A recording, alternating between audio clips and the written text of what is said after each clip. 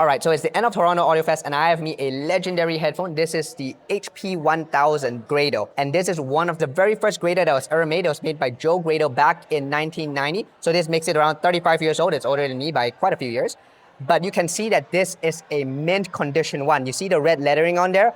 That typically rubs off on the older version, so this is really a mint condition Grado. Now, the reason I'm holding it like this is because it's very fixed in its headband adjustment design. So I try to hold it by the yokes here, and when I put it on, it's just like that. So it just sort of floats on your head. It just really sits just like that. But it's very, very cool. In terms of sound, I would describe this as an N-shaped tuning. So the mid-range, there is actually really nice, really nice mid-range. The upper mids is not super forward, but it's not also recessed. So it's a really even keeled sort of mid-range. The upper treble does start rolling off right around, that like 13, 14 kilohertz mark. So when you hit a crash cymbal, you hear that initial hit and it just like kind of goes off, right?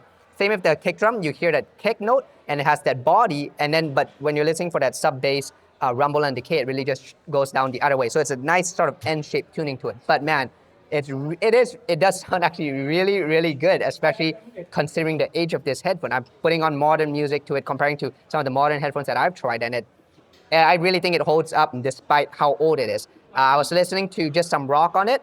It's not the best on rock given the complexity of the music, and some of the note articulation isn't necessarily there, but you put on something that's really like traditional audiophile fare on these things, and they really deliver, especially those trumpet, jazzy type of tracks or bluesy type of music. This is fantastic. So yeah, if you ever get a chance to listen to these Grados, HP 1000, you ever run across them, if you ever get lucky enough to do so, definitely give these a go. They are not like any of the Grados that you see nowadays. They are not bright in any way. These are fantastic. And if I put myself in the shoes of audiophiles back in the day where they didn't really have that many options and this was what they had, I can see why Grado has a name for themselves. These are just so much fun.